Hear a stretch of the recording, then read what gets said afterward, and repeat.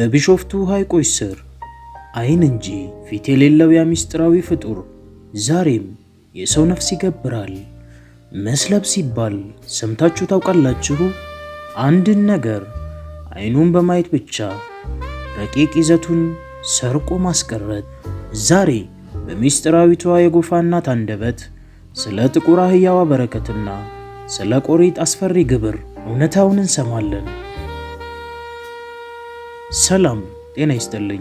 ከመጽሐፍ ማህደር የዩቲዩብ ቻናላችን ነው። እኔ ኤፍሬም ፈለቀ ነኝ። ዛሬ ደራሲ ተስፋዬ ገብረአብ የቢሾፍቱ ቆሪጥ በሚለው ድንቅ መጽሐፉ የከተባቸውንና ይበልጥ ሚስጥሩ ወደ ከረረበት ክፍል 3 ይዣችሁ ቀርቤያለሁ።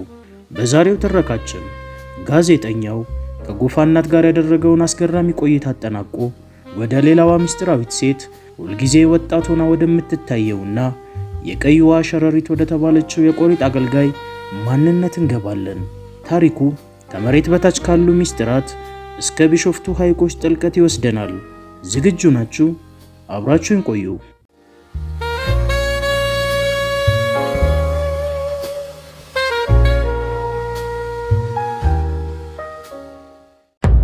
የቢሾፍቱ ቆሪጥ የሀብታለም ጥሪ።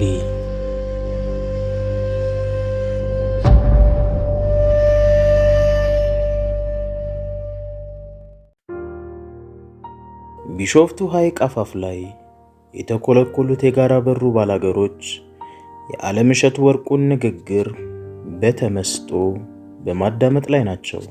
ብርቱካናማ ቀለም ያለው የሸራ ድንኳን ከአፋፉ ሜዳ ላይ ተኮልኩለው የተቀመጡትን ጎስቋላ ባላገሮች ለሁለት ከፍሎ ጉብ ብሏል። ድንኳን ውስጥ ኢንዱስትሪ ሚኒስትሩን ወክሎ የመጣ በወጣትነት ዕድሜ ክልል ላይ የሚገኝ አንድ የመንግስት ባለስልጣን ክብር ስፍራውን ይዟል። የአድአ ወረዳ ባለስልጣናትና ነባር የደብረ ዘይት ከተማ ባለሀብቶች እንደየደረጃቸው በወጣቱ ባለስልጣን ዙሪያ ቦታቸውን ይዘዋል። ወደ ጋራ በሩ ለሚደርሰው የመንገድ ሥራ የመክፈቻ ስነ ስርዓት ከሚካሄድበት ስፍራ ዘግይተው የደረሱ ገበሬዎች የለመለመው ጨሌ ላይ ከመቀመጣቸው በፊት ፊታቸውን ወደ ሐይቁ በማዞር ከአንገታቸው ቀለስ ከወገባቸው መለስ በማለት ቆሪጥ ተብሎ ለሚጠራው የቢሾፍቱ ንጉሥ ፍርሃት ይሁን ያክብሮት ያለየ ሰላምታ ያቀርቡለታል። ሁሉም ተጋባዦች ለንግግር አድራጊው ወጣት ኢንቨስተር ጆሮአቸውን አውሰውታል፣ ከጎፋ እናት በቀር። ሜዳው ላይ ከተኮለኮሉት ጎስቋላ በስተቀር ግሬደሮች፣ ዶዘሮች፣ ሌሎች ለመንገድ ሥራ የሚያገለግሉ ተሽከርካሪ ማሽኖች ሰልፍ ይዘው ቆመዋል። በስተግራ በኩል ደግሞ በረጃጅም ጠረጴዛዎች ላይ በላስቲክ የተሸፈኑ የእንጀራ ኮረብቶችና የተከደኑ የወጥ ሳህኖች ለገበታ ዝግጁ ሆነው እንግዶቻቸውን ይጠብቃሉ። ከጠረጴዛዎቹ ስር ጠላና ጠጅ የሞሉ ጀሪካኖች የወረፋ ሰልፍ መስለው ይታያል። የጎፋ እናት እንጀራና የወጥ ሳህኖችን ከያዘው ጠረጴዛ ጀርባ በጸጥታ ቆመዋል። ለአፍታ እንኳ ከቆሙበት ንቅንቅ አይሉም። ረጅም ናቸው፣ መልከ ጥፉና ጥቁር። ጠላ በመሸጥ ሥራ የሚተዳደሩት እኒሁ ባልቴት የጉስቁልናን ገጽታ ለማሳየት የተቀረጹ ሐውልት ይመስላሉ። እንደ ሐውልት ድርቅ ብለዋል። መቋረጫ አልባ ሐሳብ ውጧቸዋል። የዕለቱን ግብዣ ጠላና ጠጅ የማስተባበሩን ሥራ በመልካም ክፍያ የመስራት አጋጣሚ ማግኘታቸው ሊያነቃቃቸው በተገባ ነበር። ዳሩ እንዲያ ሊሆን አልቻለም። የጋራ በሩ ባላገሮች የለም። በሐሴት በመበርገድ ላይ ያለው የቢሾፍቱ አግሮ ኢንዱስትሪ እንቅስቃሴ ለኒው ባልቴት ምንም ማለት አልሆነም። ገጽታቸው እንደ ቋጥኝ ከብዷል።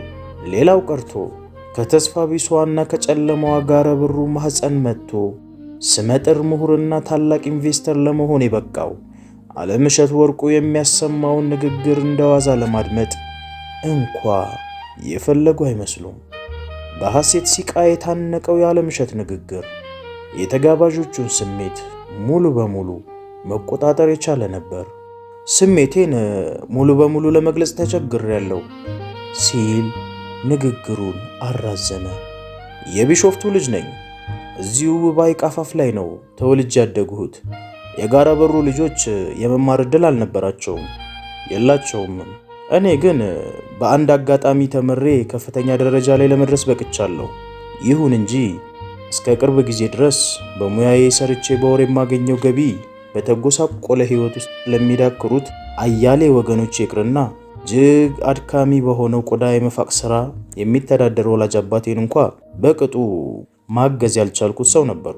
በእርግጥ ዛሬ ይህን መሰል ሁኔታዎች ሙሉ በሙሉ እየተለወጡ ካሉበት የተስፋ ዘመን ላይ ስለመሆናችን በሰፊው እየተነገረ ነው። የተከበራችሁ እንግዶች፣ ዛሬ ከደብረ ዘይት ወደ ጋራ በሩ የሚደርሰውን መንገድ ሥራ መርቀን ለመጀመር እዚህ ተሰብስበናል። የመንገድ ሥራው ሲጠናቀቅ በአይነቱ እጅግ ግዙፍ የሆነ የቆዳ ፋብሪካ ጋራ በሩ ላይ እንገነባለን። ሰፊ የፍራፍሬና አትክልት እርሻ ሥራም እንጀምራለን። የአካባቢያችን ወንዞች ተጠልፈው አገልግሎት መስጠት ይጀምራሉ። የጋራ በሩ ሰዎች ፋብሪካውና እርሻው ሥራው ተጠናቆ ሲያልቅ ጋራ በሩ ላይ የመማሪያ ቋንቋውን እንግሊዝኛ የሚያደርገው በሙከራ ፕሮግራም የታቀፈ ትምህርት ቤት ስለሚከፈት ሕፃናት በማለዳ ተነስተው የከብት ጭራ መከተላቸው ያበቃል። እኔ ከተአምር በሚቆጠር አጋጣሚ ያገኘሁትን የመማር ጸጋ የጋራ በሩ ማቲዎች በቀላሉ ያገኙ ዘንድ ጥቂት አስተዋጽኦ ማድረግ ከቻልኩ ወደር አልባ ደስታ ባለቤት እሆናለሁ። እርግጥ ነው ከዚህ ሁሉ ባሻገር የጋራ በሩ ወገኖቼ አንድ አንገብጋቢ ጥያቄ አላቸው። ውስጣዊ ነፃነታቸውን የማረጋገጥ ጥያቄ። ጠላ ሻጯ ባልቴት እንደ ሐውልት ሳይነቃነቁ ከቆሙበት የሚያባንን ሁኔታ ገጠማቸው። አንድ ቁመተ ዶሮ የጋራ በሩ ባላገር ጠላ የሞላ ጀሪካን በትከሻው ተሸክሞ አጠገባቸው ሲደርስ እንደ መባነናሉ። ተልክ ያለው ወደ እርሶ የጎፋ እናት ሲል በሹክሹክታ ተነፈሰ። ይዞት የመጣውን ጠላ የሞላ ጀሪካን ጠረጴዛው ስር እያኖረ የጎፋ እናት የጎንዮሽ አየት አድርገውት መልሰው ፊታቸውን ማዶ ወደ ድንኳኑ ላቁ። ይሰሙኛል? አዎ ሰማሃለሁ። ቀይዋ ሸረሪት መልእክት ልካለች። ምንድነው እሱ? የቢሾፍቱ ንጉሥ የነፍስ ግብር ይግባልኝ ብሏል። ጠላ ሻጯ ባልቴት እንደማቃሰት አሉ። ከወገባቸውም እንደ መጉበጥ ከቃጣቸው በኋላ የተለበለበ ጭራሮ የመሰሉ ረዣዥም ጣቶቻቸውን ጠረጴዛው ላይ በመትከል ለወገባቸው ድጋፍ ቢጤ አበጁ።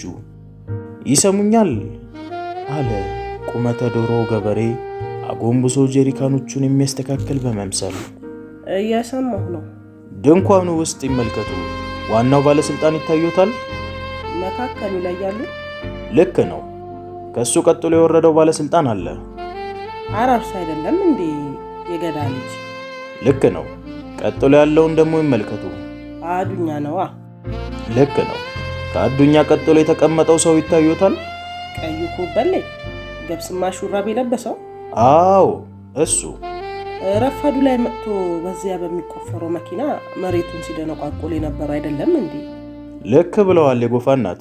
የቢሾፍቱን ንጉሥ በመናቅ መሬቱን በመድፈሩ ነፍሱ ለዛሬ ሌሊት ግብር እንድታቀርብ ታዟል። የጎፋ እናት ማመንታት እየታየባቸው ጠላ ወይም ጠጅ ካልጠጣ እንዴት አደርጋለሁ ሲሉ ጠየቁ። ቅሬታ ያዘል ነበር ድምፃቸው። እሱን አላቅም የጎፋ እናት። የቢሾፍቱ ንጉሥ የኮበሌውን ነፍስ እስተ ውድቀት አድርሱልኝ ማለቱን ግን አስረግጠ ንገር ብላኛለች ንግሥቲቱ። በዝምታ ተዋጡ ጠላ ሻጯ ባልቴት። ሰምተውኛል? ሰምቻለሁ። እግረ መንገዱን በእንስራ ያለውን የቃል ኪዳኑን ለጊዜው ይሰውረዋል ብለ ንገር ብላኛለች ቀዩ ሸረሪት። ይህን ጊዜ ነቃሉ ጠላ ሻጯ ባልቴት። ቅንድቦቻቸው ተርገበገቡ። መጉበጥ የጀመረ ወገባቸው ብርታት አገኘ። መጨረማመት የጀመረ የጉንጫቸው ቆዳ ተርገበገበ። ፈገግ ሊሉ ሞከሩ። የፊት የወርቅ ጥርሶቻቸው ብልጭ አላሉም። የወርቅ ጥርሶቻቸው ድምቀትን ከመስጠት ይልቅ የዛገ ብረት መስለው ማስጠሎትን ያክላሉ። ሰምተውኛል? ሰምቼሃለሁ ሲሉ መለሱ። ድምፃቸው ተለውጦ ነበር። አሁን ኃይል ነበረው። ተስፋ ያረገዘ ድምፅ። ይኸው ነው የጎፋ እናት፣ ይቀበሉኝ ዕቃውን። እላሽ ጨዋ ባልቴት የተለበለበ ጭራሮ መሰል ጣቶቻቸውን ቁልቁል ሰደዱ። ከጀሪካኖቹ ስር ይንጎደጎዱ የነበረው ባላገር ከጠመኔ ቁመት የማትበልጥ ቡና አይነት ብልቃጥ አቀበላቸው። ሁሉም ይግባለት የጎፋ እናት። ደግ ወጣቱ ባለሀብት ንግግሩን ወደ ማጠቃለሉ ተቃረበ። ሲቃዘል ድምፁ እየረገበ ሄዶ ወደ ቀልዳ ቀልዶች ተሸጋገረ። ዘና ብሎ በፈገግታ ደምቆ ታየ። ቡና አይነት የቆዳ ቀለሙ ችምችም ብለው ከበቀሉት ነጫጭ ጥርሶቹ ጋር ተዋህደዋል። በስፖርት የዳበረ ረጅም ሰውነቱ ከወጣትነቱ ጋር ተስማምቷል። የመንፈስ ብርታትና በራስ መተማመን ገጽታው ላይ በጉልህ ይነበባል። ፈገግታ ውስጥ የደመቁ ጥርሶቹ የተመዘዘ ጎራዴ ይመስላሉ። አለምሸት ንግግሩን ይቋጭ ገባ። ንግግሬን ከማብቃቴ በፊት የዛሬዋ ቀን ለእኛ ለጋራ በሮች የድል ቀን መሆኗን በድጋሚ መግለጽ ይኖርብኛል። ሰርጋችንና ልደታችን ናት የዛሬዋ ዕለት። ወደፊት ተስፋችንን አሻግረን የምናይበት ቅዱስ ዕለት ናት ዛሬ። በእርግጠኛ በመደሰታችን አይኑ ደም የሚለብስ ምቀኛ በመካከላችን አለ። በእኛ የእልልታ ቀን ልቡ በክፋት የሞላውን ምቀኛ ምንነት መገመት መቼም አይሳናችሁ፣ ግልጽ ነው። ይህ ፍጡር የቢሾፍቱ ቆሪጥ እንጂ ከቶ ሌላ ማን ሊሆን ይችላል? ተጋባዦቹ ድንገተኛ የብረት ሳቅ አሰሙ። የተከበረው ባለስልጣን ጭምር ያልተጠበቀ ቀልድ በመስማቱ ለህብረቱ ሳቅ የበኩሉን አጭር ፈገግታ በረከተ። በቀልዱ በአጀብ የሳቁት ግን በድንኳኑ ውስጥ የነበሩት እንግዶች ብቻ ነበሩ። በእርግጥም ከድንኳኑ ግራና ቀኝ ጨሌው ላይ የተኮለኮሉት የጋራ በሩ ባላገሮች በአለምሸት ቀልድ ይስቁ ዘንድ መጠበቅ የማይታለም ነበር። አለምሸት ከቆሪጥ ጋር በተያያዘ የሰነዘራት ቀልድ ከአንደበቱ በወጣችበት ደቂቃ ወዲያው ነበር የጸጸት ጅራፍ ክፉኛ የለመጠጠው። ያለ ቦታው መቀለዱ ታውቆት ነበር እና የድንኳኑ እንግዶች በሳቅ ሲያውካኩ እሱ አቀረቀረ። አቀርቅሮ አይኑን ጨፈነ።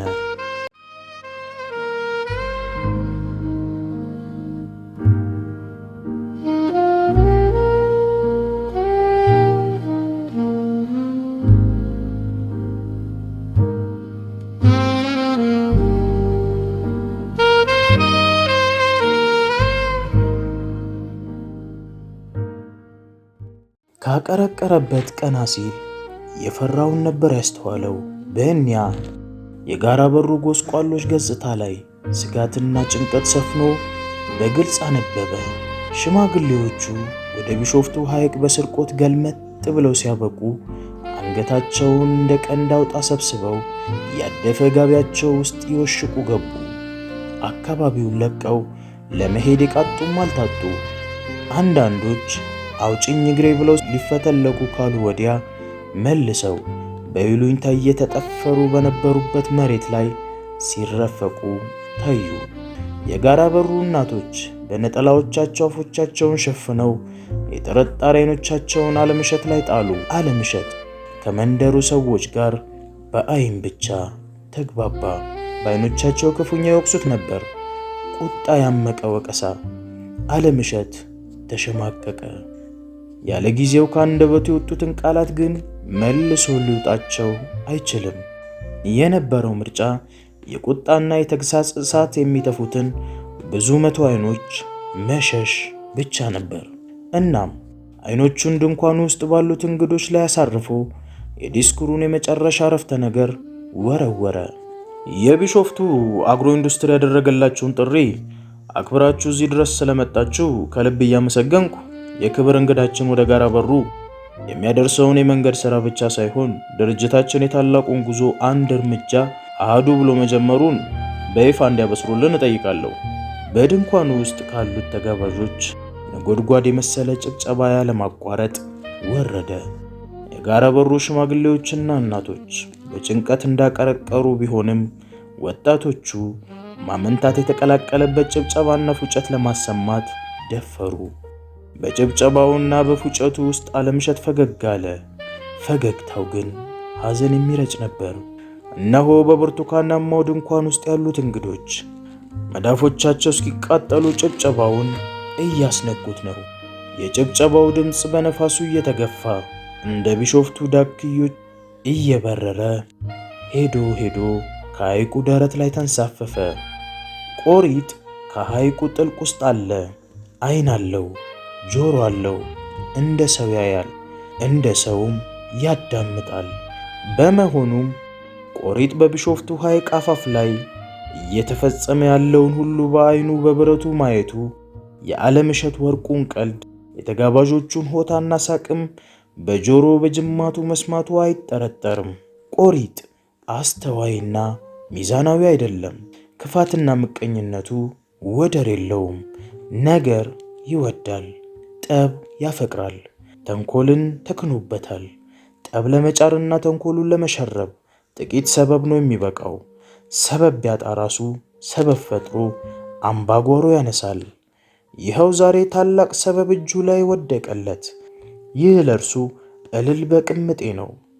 የዓለምሸት ወርቁን ፌዝና ስላቅ፣ የተጋባዦችን የድጋፍ ጭብጨባ እንዲሁም ሆታና ሳቅ በእጥፍ መንዝሮ ከመመለስ ወደ ኋላ አይልም። በጋራ በሩ ባላገሮች ልብ ውስጥ እልልታና ጭንቀት እየተፈራረቁ ሄዶ ከበሯቸውን ለመደለቅ የበቁት በዚህ እምነት መነሾ ነበር። የዓለምሸት ንግግር አብቅቶ ባለስልጣኑ የተለመደ የመክፈቻ ስነ ስርዓት በሚያካሂድባት ደቂቃ ዜና ሊዘግብ በስፍራው የተገኘው በዕድሜ የገፋ የኢትዮጵያ ድምፅ ራዲዮ ጋዜጠኛ ስለ ቆሪጥ ማሰላሰል ጀምሮ ነበር። የዓለምሸት ንግግር ነበር አሳቡን የጫረለት። ቆሪጥ የምትለዋ ቃል ከዓለምሸት አንደበት ስትወጣ በዚያች ቅጽበት በቆሪጥ ዙሪያ የሚነገሩ አፈታሪኮችን ሰብስቦ ለእሁድ የሬዲዮ መዝናኛ ፕሮግራም አንድ ዝግጅት ሊያቀርብ እንደሚችል አሰበ። የዓለምሸት ዲስኩር እንዳበቃ ጊዜ አላጠፋም። መቅረጸ ድምፁን አስተካክሎ በቆሪጥ ዙሪያ የሚነገሩ አፈታሪኮች ለመቃረም ወዲያ ወዲህ ማለት ጀመረ። ዳሩ ግን 2-3 የጋራ በሩ ሰዎችን ለመጠየቅ ያደረገው ሙከራ ልሳካል ስላለው መበሳጨት ጀመረ። ለአራተኛ ጊዜ ሊያነጋግረው ከሞከረው ልጅ እግር ግን በጥቂት ፍንጭ አገኘ። በቅድሚያ ስምህን ብትነግረኝ? ማሙሸ ጌቱ። የጋራ በሩ ሰው ነህ? አይደለሁም፣ ከአርመን ሰፈር ነኝ። ስለ ቆሪጥ የምታውቀውን ያህል ልትነግረኝ ትችላለህ? ቆሪጥማ ያው ጋር ነው። ማለቴ ስለ ቆሪጥ ብዙ የሚነገር ነገር አለ። ከጃንሆይ ጋር ግንኙነት ነበረው የሚልና የመሳሰሉት ነገሮች ይሰማሉ። ያው በወሬ ነው የምናውቀው። ይህን ንገረኝ፣ ምንድን ነው በወሬ ሰማኸው? ያው ጃንሆይ እኩለ ሌሊት ይመጡና ከዚያ ከሐይቁ መሃል የወርቅ ዙፋኑ ይወጣል። ከዚያ እሳቸው ዙፋኑ ላይ ሲቀመጡ ዙፋኑ ይዟቸው ወደ ውሃ ውስጥ ይሰምጣል። ከዚያም ከሌሊቱ 9 ሰዓት ተመልሰው ይወጣሉ። እንዲህ ሲያደርጉ በዓይኑ ያየ ሰው አለ? አዎን፣ ባሻጣ ሰው የክቡር ዘበኛ ጥበቃ ሆነው ጃንሆይን ያጅቡ ስለነበር በዓይናቸው አይተዋል። ይህንን ሲናገሩ እኔም ራሴ ሰምቻለሁ። አሁን የት ነው የማገኛቸው እሳቸውን? ሞተዋል። አምና ነው የሞቱት። ሽማግሌው ጋዜጠኛ በአንድ አፍታ የቁጭት ስሜት አደረበት። ሌላ ሰው የለም ስለ ቆሪጥ ሊናገር የሚችል? ሞልቷል። ግን ቆሪጥን 3 ጊዜ ያዩት የጎፈናት እናት ናቸው። እሳቸውን ብትጠይቅ ይነግሩሃል። ጊዜ ሳያጠፋ የጎፈናትን ለማነጋገር ከነፈ።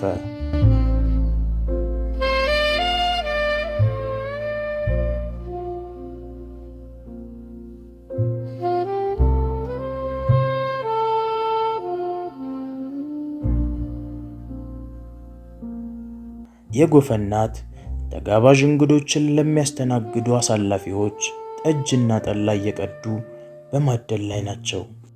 ጤና ይስጥልኝ። ደህና።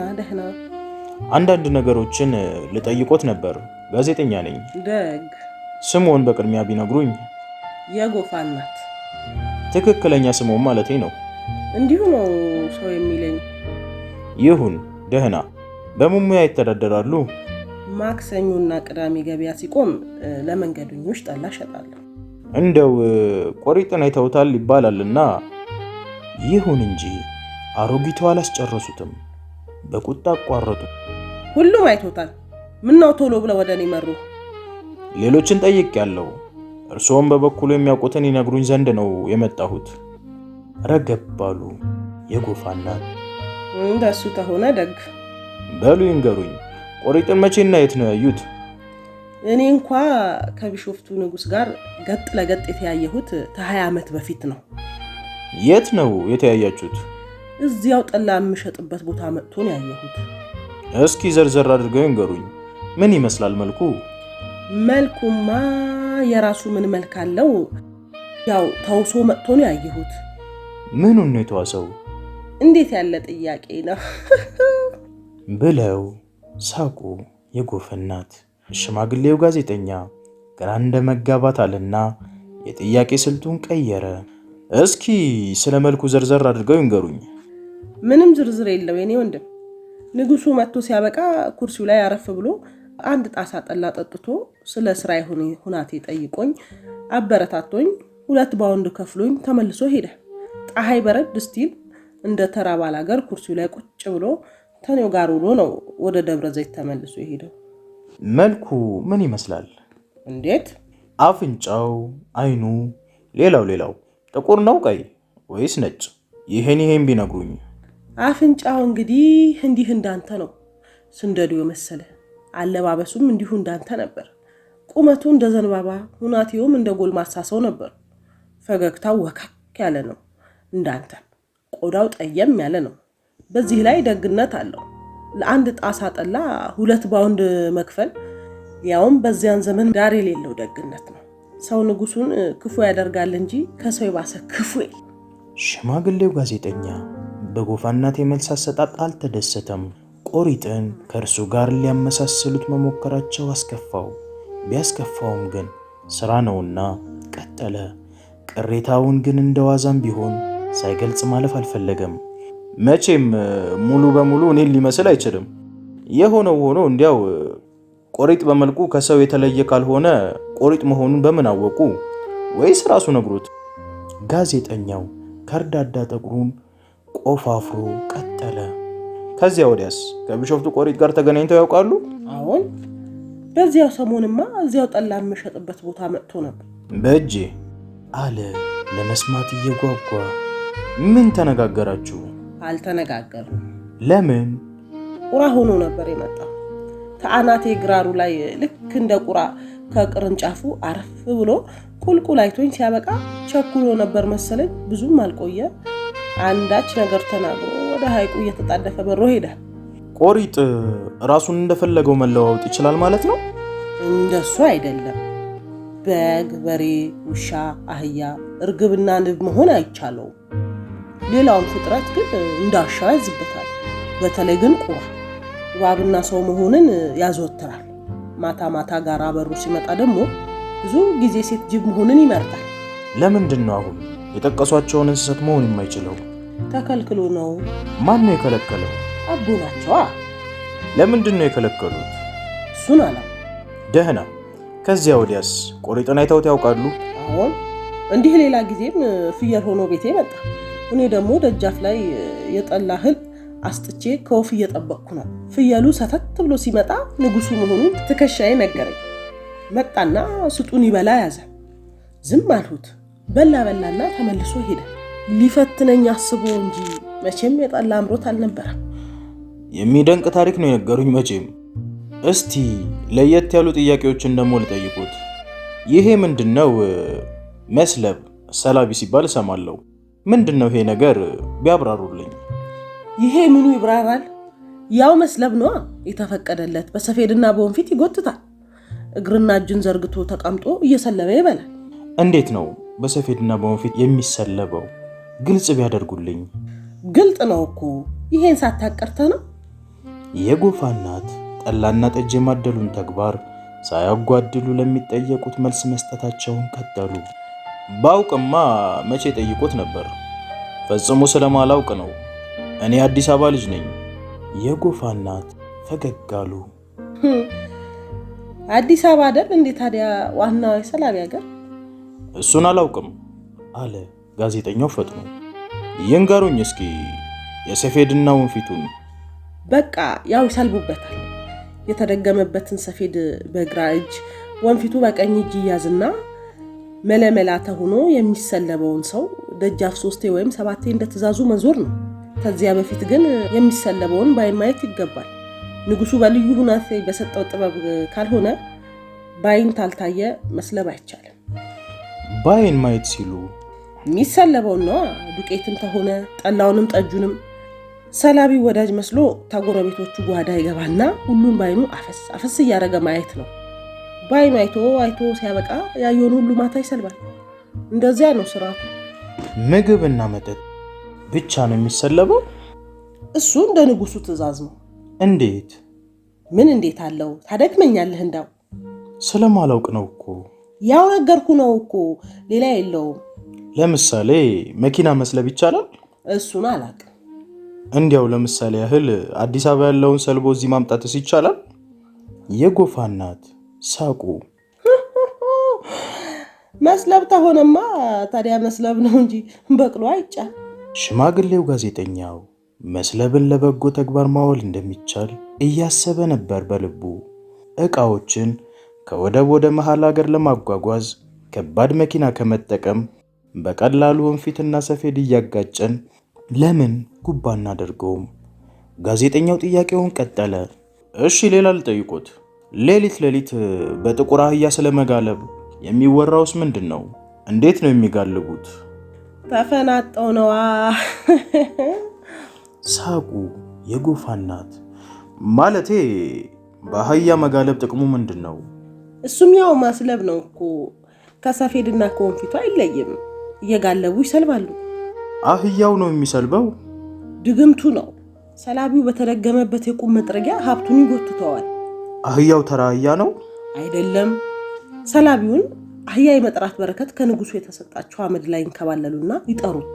ጥቁሩ አህያ ድንገት ከተፍ ይላል። እንደ ተራ አህዮች አፉ ላይ ነጭ የሌለው ጥቅጥቅ ያለ ጥቁር አህያ ነው። ቤት እንደሚመጣ አይታወቅም። መስለቡ ሲያበቃም እንዳመጣጡ ይሰወራል። የት ሄዶ እንደሚቆይ አይታወቅም። ረቂቅ ነው። ይህንን ጥበብ ሰው አይደርስበትም። የሰው ዕውቀት ያው ጠላ ከመጥመቅ ጠጅ ከመጣል ያለፈ አይደለም። አመድ ላይ ሲንከባለሉ ሰው ያያቸዋል? በድብቅ ነው የሚሰሩት። አመድ ላይ ሲንከባለል በሰው የታየ ያብዳል። ማሰቢያው ይደባለቅና ፉዞ ይሆናል። አሉ እኮ ብዙ ፉዞ የሆኑ ንጉሱ ያዛ አይደሉም። ሀብት በዚህ ሲሰጥ ከፈተና ጋር ነው። የንጉሱ ጥበብ በየአይነቱ ነው። እንዲያው ግን በመተት በርግጥ ሀብት ይገኛል? ተንጉሱ ተተሰጠማ ይገኛል። በአህያ በመጋለብ በሰፌድና በወንፊት ብቻ ነው ወይስ ሌላም አለው? ረጉድ ፈላ ደሞ አይነቱ ምን ልካለውና በንጉሱ ትእዛዝ በጠርሙስ የሀበሻ አረቄ ይሞላና በአፉና በቆረቆንዳ በመወተፍ አንድ ጠርሙስ አረቄ እንደ 100 ይሸጣል። ቢገለበጥ አያልቅም። በጥቁር ጤፍ ቂጣ የሚሰራም ብዙ ጥበብ አለው። የጠፈር አለንጋም ታምር ይሰራል። በተደገመበት አለንጋ አንድ ጊዜ የተገረፈ ሰው በቃ ከገራፊ ጋር በፍቅር ማበድ ነው። በጉሎ ቅጠል የተጠቀለለ ቅቤ ደጃፍ ላይ ካገኘህ ደግሞ መዓት ይከተልሃል። የንጉሱ ስጦታ በየአይነቱ ነው። በዶሮ በተለይ የማይሰራ ጥበብ። ባለፈው አንድ የጋራ በሩ ሰው ዶሮ ደጃፍ ላይ ታስራ አገኘና እስቲ የምሆነውን አያለሁ አለና ዶሮዋን አርዶ በላት። ታዲያ የዕለት ዕለት ሆዱ እንደ ከበሮ ተነፍቶ ጥርሱና ጥርሱ ግጥምጥም ብሎ በአንድ ሌሊት ሞተ። መዳፈር መዘዝ አለው። የሰው ጅብ የሚባሉትስ? ስንቱን ዘርዝሬ ልንገርህ። አሁን ስራዬን ልስራበት ተወኝ አሉ ለአስተናጋጆቹ ጠጅና ጠላም በፍጥነት መቅዳታቸውን ሳያቋርጡ። እባክዎ ጥቂት ይንገሩኝ፣ ባይሆን የቡና መጠጫ። ጋዜጠኛው 2 ብር አውጥቶ ሸጎጥ አደረገላቸው። እንግዲህ ያው እሱም የንጉሱ ስጦታ ነው። ዝርዝሩን እንኳን አላውቅም። ግን በእርግጥ ሰዎች ወደ ጅብነት ይለወጣሉ? እሱማ ግልጥ ነው። የቆዳ ፋቂው ልጅ ማን ነው ስሙ? ቁንዲ። እሱ አሁን ሌሊት ጅብ ይሆን ነበር። ኋላ አንድ ሌሊት ሳያውቀው ተፍ እያለ አርመኖቹ ለጃርት ካሰናዱት ወጥመድ ጥልቅ አለ። እንዴት ያምልጥ? አመድ ላይ ካልተንከባለለ ደግሞ ጅብነቱን ትቶ ወደ ቁንዲነቱ መመለስ የሚቻለው አልነበረም። እንዲያው የሚሆነው ግራ ገብቶት ሲጮህ ያኔ ጥበቃ ላይ የነበሩት የዓለምሸት አባት ጋሽ ወርቁ ነበሩ። ደረሱና በጠመንጃ ግን ባሩን አሉና ገደሉት። ማለዳ ሲሆን ጅቡን ወደ ገደል ሊጥሉ ሲጎትቱት ፊቱና እግሩ ጣቱ ላይ የመዳብ ቀለበት ታየና ድፍን የጋራ በሩ ጉድ እያለ ቀለበቲቱን አውልቆ ጅቡን ወደ ቢሾፍቱ ገደል ጣለው። ኋላ ቁንዲ ጠፋ ተባለ። ቢፈለግ ቢታሰስ የትም አልተገኘ። ኋላ ከጅቡ ጣት ላይ የተገኘው ቀለበት የቁንዲ መሆኗ ታወቀ። እንደገና ገደል የተጣለው የሞተ ጅብ ተፈልጎ አጽሙ ተሰብስቦ ቁንዲ እየተባለ ተለቅሶ በሰው ደንብ ተቀበረ። ቀዩ ሸረሪት እየተባለች የምትጠራው አሮጊትስ ምንድናት? የቢሾፍቱ ንግስት ነዋ ስሟ። የንጉሱ ዋነኛ አገልጋይ ናት። ባላገሩን ደግሞ በፈውስም በሌላም ታገለግላለች። ፈውስ ሲሉ የሸረሪት በሽታ የያዘው ባላገር ንግስቲቱ ሽንቷን ከመሽናቷ በፊት ማልዶ ይቀርብና ምስር አኝካ እየተፋች ትፈውሳለች።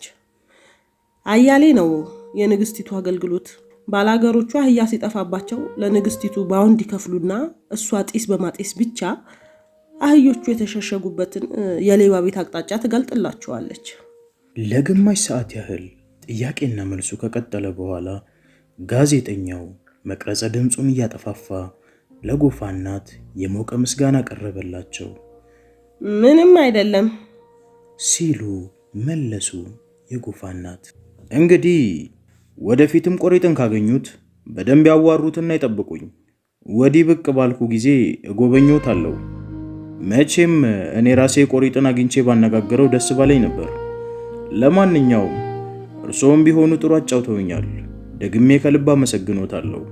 ጋዜጠኛው ከጎፋ እናት ጋር ያደረገውን ቆይታ ቋይቶ አሮጊቷን ጠላሸች ተሰናብቶ ሊሄድ ሲል ልታነጋግረው ተፈለክ በቀጠሮ ማታገኘው አሉት። ማንን? ሽማግሌው ጋዜጠኛ ልቡ ጉሮሮ ድረስ መጣ። የተወተፈች ያህል ትንፋሽ አጠረው። የቢሾፍቱ ንጉስ። እንዴት? ለንግስቲቱ ልነግርልህ እችላለሁ። ልታገኘው ፍቃድ ተሆነ እሱ ደስታው ነው። በዚህ ላይ ተጫዋችና ደግ ነው። መንጀባረር አያውቅም። ገጥ ለገጥ ብታገኘው ትግባባዋለህ። በአንድ አፍታ ባልንጀራሞች ነው የምትሆኑት። የድንጋጤ ጦር ልቡ ላይ የተሰካበት ጋዜጠኛ እያቃሰተ መልስ ሰጠ። ደብረ ዘይት ለመምጣት ስለማይመቸኝ ይቅርብኝ። ብዙ ጊዜ ከሀገር ሀገር ስለምዞር አንድ ቦታ አልቀመጥም። እዚህ መምጣት ታልተመቸህ እሱ ታለህበት ሊመጣ ይችላል።